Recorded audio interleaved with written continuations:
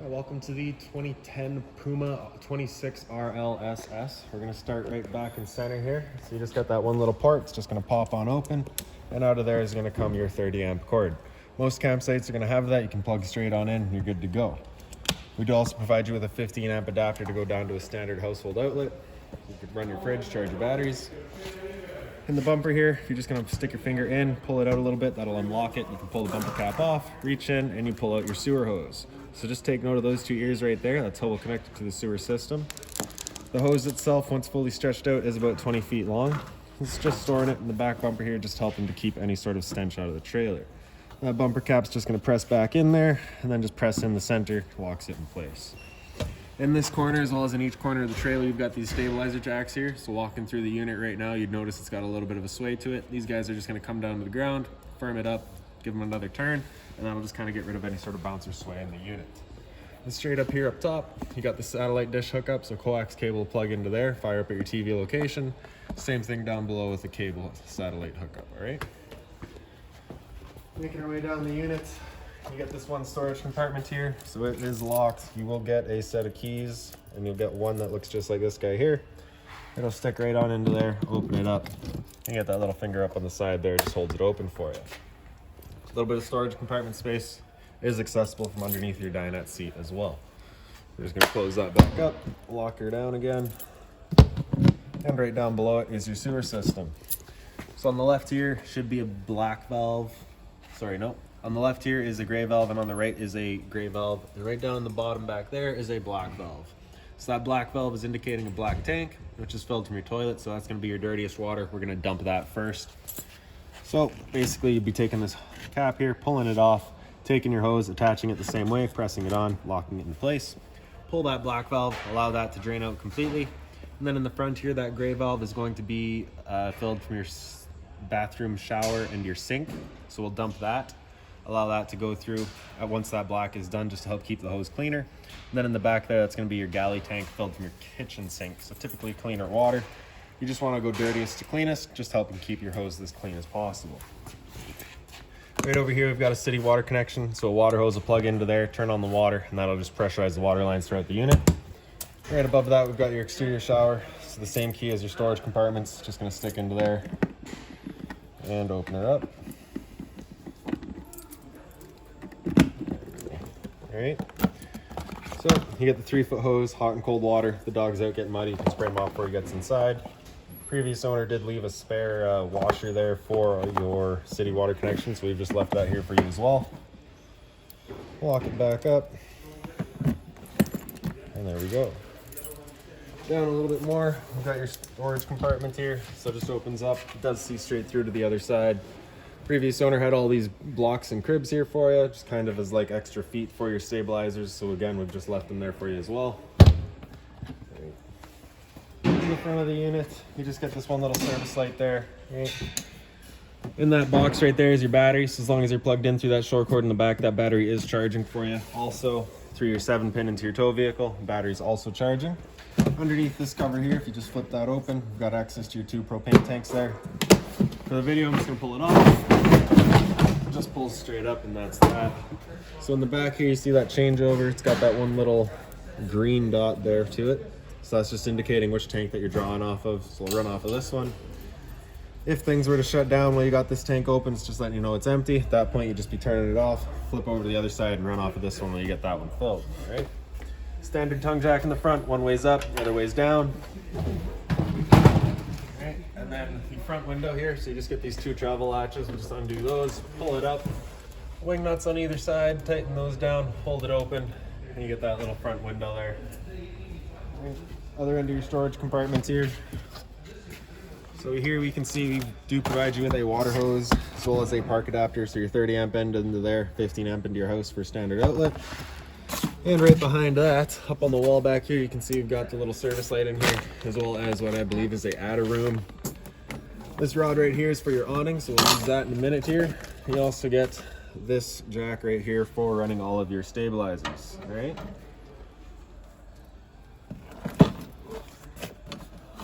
Okay, for your awning, we're just gonna pull this rod out of there. And straight up here, you just got that one clip there. Just flip that over to down. And we'll come this guy up here for now. All right. Then we'll just undo the travel latches. So you just get that black clip in the back there, just hold it together. You can feel it kind of release that arm. Same thing at the front.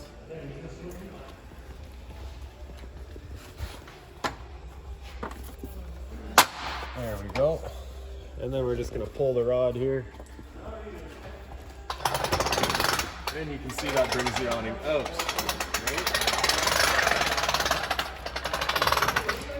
Now, this is about as far as I can make it today, but the general idea is you'd be opening it up all the way, and then you can just grab this handle here, pull it out, up, and you can kind of extend it, right? Let it clock back into place. That'll adjust your height and change your pitch. You also get this little stabilizer up the side that you can run up and down just as like an added strength. Don't really have space for it today though. When you're bringing it back in, you're just gonna pull this handle out, allow it to fall back down onto its stop. This is the same thing at the front. So you get the handle with the stop down at the bottom there. Right? And then what you're gonna do, so again, it's kind of difficult with the limited space here, but basically what you'll be doing is you will flip that latch back over, and ideally you would have that strap held while you're doing this. I'm just holding the end here so it doesn't shoot off on me, and then it pretty much just goes back in by itself. Right? Holding this strap, guiding it in just so it's not slamming, right? And once it is away like that, you take the rod back here, stuff it back away, and just pull those arms back in until they click and lock into place. Right?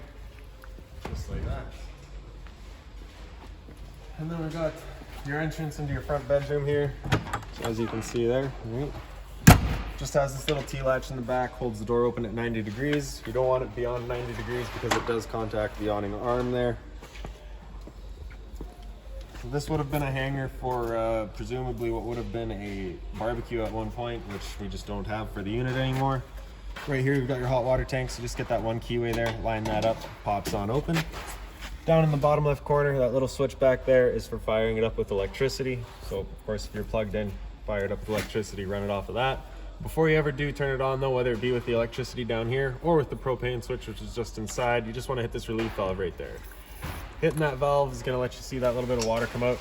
That little bit of water coming out is letting you know that it is in fact full and it's safe to fire it up. If you're not seeing that water, you just want to make sure your water system's turned on and this guy's full before you turn it on. All right?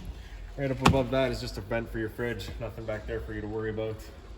Right up here, you've got the vent for your stove. So of course, propane stove is putting off fumes. You want to be able to evacuate those. You do have a fan inside. The fan is evacuating them out this port there. So on either side, you just got the travel latches. Just tuck those up, prevent it from flying open while you're traveling. Down here, you've got the return air for your furnace as well as the exhaust for it. So whenever you're running your furnace, you just want to make sure nothing's blocking that. It does get hot. GFI protected outlets here. Fresh water tank fill, so you're just gonna pop this cap off, take your water hose, stick it into there, turn on the water, and let it fill up your fresh water tank. That tank is full once it starts spitting water out of that vent there. And the drain for that tank is just right down here, right? Then we've got the rear entrance, of course, and then to the very back, just got the spare tire, right? For your assist handle, just up 90 degrees, pops on down. You get the same T-latch back here, it's just gonna pop in, hold that door open for us. Right. Then you can just grab the step, pull it out, grab that bottom step and foot there as well, and we can make our way inside. When we first get in here, right down on the floor there is your fire extinguisher. Pull the pin, point and shoot. Straight up from there, we've got this slide out switch, so press and hold the bottom. The slide will make its way out. You know that slide's fully extended once you start hearing the motors click. That's just letting you know that they're at their stall. Let that click.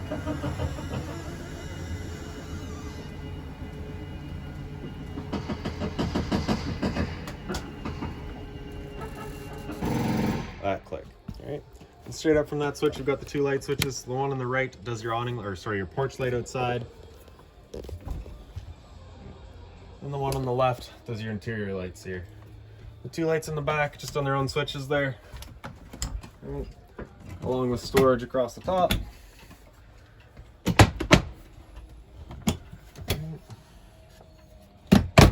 Standard blinds, the two recliners. And right in the center here, we've got your power converter. So just press it top and center, pops on open. On the left here, we've got all of your breakers. Whenever a breaker breaks, it'll sit in the middle. So just turn it off and then back on. On the right side here, we've got all of your fuses. If a fuse would ever pop, that little red light right beside it will come on, letting you know exactly which one went. The two recliners, power outlet up on the wall there. In the slide, you got the lights again on their own little light switches there. A little bit of storage across the top. In the center here, this light's just got its own little push button on the side there. Same thing with this light right in the front. Again, more storage across the top. Like we'd said outside, you do have the storage underneath your dinettes. So this one here is the one that sees straight outside. This one's just contained inside the unit. Right. This couch, I do believe, folds out. So we're just going to move our cushions off to the side.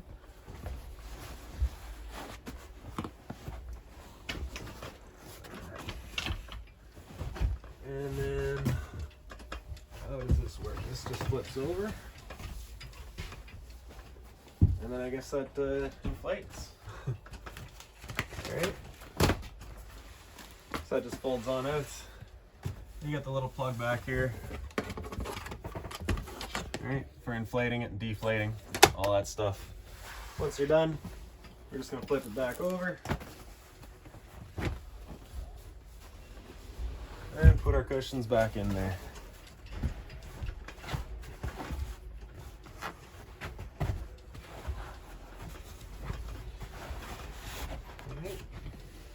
So the emergency exit in the back there, you're just going to take these two red handles, flip them up, kick that thing out, and hop on out. Alright, I don't think that's a reinstallable type thing, so I'm not going to mess with it. And then up here, just got a little bit of storage along the top there. TV provided by the previous owner, I believe. Right in the back here, so in the center, that's your antenna outlet. For turning that antenna on, it's just that button in the back turns on that green light. That's your antenna turned on and good to go. Above that is your cable and satellite outlets. Power outlet for it, a TV video out, which is from the DVD player right here. So for that guy, you just got the power button there. Open it up, stick your DVD in there, and it pretty well fires up automatically. Beyond that, your speaker set A is your rear set, I believe. Your speaker set B is your bedroom set, and C is your outside set. USB down in the bottom here is just charging, auxiliary for playing your sound. After that, pretty well self-explanatory. All right. So this binder here will have all of your keys and all of your owner's manuals in it. We do have your sets of keys on order right now. They should be here in a couple of days. Blu-ray player or DVD player provided by the previous owner as well. And then just a bit more storage. All right. So we'll come back into your kitchen here. You do get the one light right up top there, a little bit of storage. So that plug-in up there is for your microwave. Microwave itself, pretty simple, just like home. Right. Below that, we've got your range vents. On the left is a light switch, on the right is the fan. So that's that fan that you want it turned on whenever you're running the stove. So the bifold cover there is just gonna kind of fold in half, up into the back, and then it drops into place. Great, my favorite way to light these guys is actually just to pull that grill right out of the way, turn it over to light, hit it with a lighter, and there you go.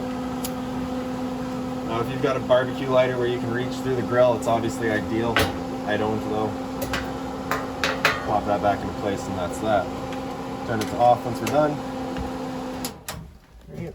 Below that, for your stove, we're just going to turn the knob over to pilot, press and hold. You can kind of feel it fall into place, and then right in the back there, hit it with a lighter. That pilot light will turn on.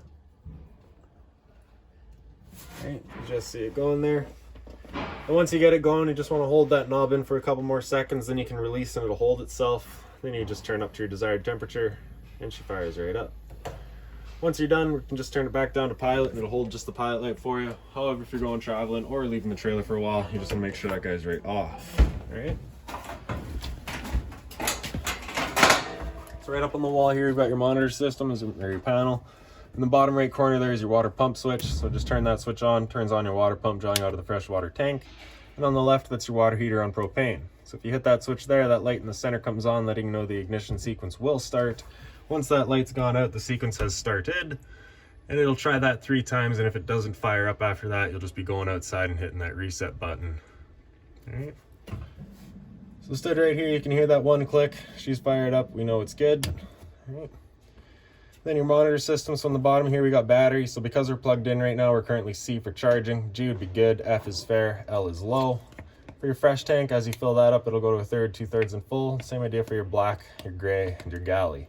That little bit of water there is just from the summerization, nothing to be concerned about. For your sink here, you do have the 2 halves, smaller half on the right, bigger half on the left. Hot and cold water, of course. A little bit of storage below. When using the storage, just be mindful, you do have your drains right there. For your water pump and your hot water, or sorry, for your water pump, it's actually just right back here. Your hot water tank is right behind this panel here, if you're looking to winterize the unit yourself. For the fridge, you just got the 2 buttons right there. So the one on the left turns it on, the one on the right selects your source. So with that button out, it's running solely on gas. All right. If that check light were to come on, it's just letting you know it hasn't fired up on gas. At that point, you just be turning it off and on to reset it. And if it still doesn't fire up, just do make sure you have propane.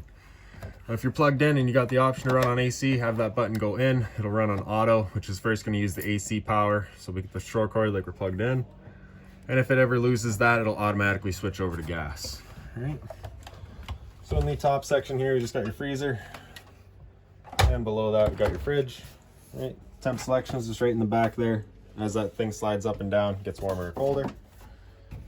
A little bit of storage beside it, so pantry as well as down below. This little white box here is an LP detector, so propane's heavier than air. It sits on the floor. This guy detects it and starts going off just like your smoke detector would. For your smoke detector, it's just right here. All right. We got your thermostat up on the wall here. So temperature selection is just on the side there. All right, so we're gonna run that AC, so we'll go to full cold, kick it up to and kick it up to cooling. And then got your high-low fan right there. So selecting your speed. Having that fan on auto is just gonna cycle it in and out as needed, right? If you have it on, it's just gonna stay on all the time and cycle the cooling in and out, right? So with that air conditioner going, you basically get 2 different options. You can have this louver here closed, in which case we're using all of the roof ducting to move our air, or you can open it up and it just dumps all of its air into the living room here. So when you first get out to your site, you're going to want to open that up, cool off this area as quickly as you can, and then you can close it off and move the air throughout. Okay. So after cool, we'll just turn it off. That'll turn it off. It'll run the fan for a minute just to bring itself back down to temp. All right, and then we can go to furnace, auto fan on high, and select our temperature, and the furnace will fire up. The furnace is moving its air through all of the floor registers, so you get the 3 in the living room there, as well as the 1 up in the bedroom here. Alright. With it being a used trailer, you shouldn't get much of a new furnace smell. Okay. So turn that back off. The light switches here, the one on the right does a light in your bathroom. Nope, does the fan in your bathroom, sorry. Light switch on the left does the light in your bedroom. And down in the bottom right, you get one in the bathroom, and the one in the bottom left does the one for your shower. Okay. That little port right here is just access to the taps for your shower. Okay. For your toilet, you just get that flusher in the back there, so you just pull that in, it flushes. Okay. Towel rack, then the roof vent, so we're just going to turn that to open. If you want, you got that button to turn off the fan as well, but like I said, you do have that one switch up on the wall. GFI protected outlet here, so test on the left, reset in the center. If you ever have an outlet that doesn't work, it's a good thing to come and check. And then we got stove and the medicine cabinet. Sorry, the sink and the medicine cabinet. Shower here, hot and cold water, of course, with the standard head.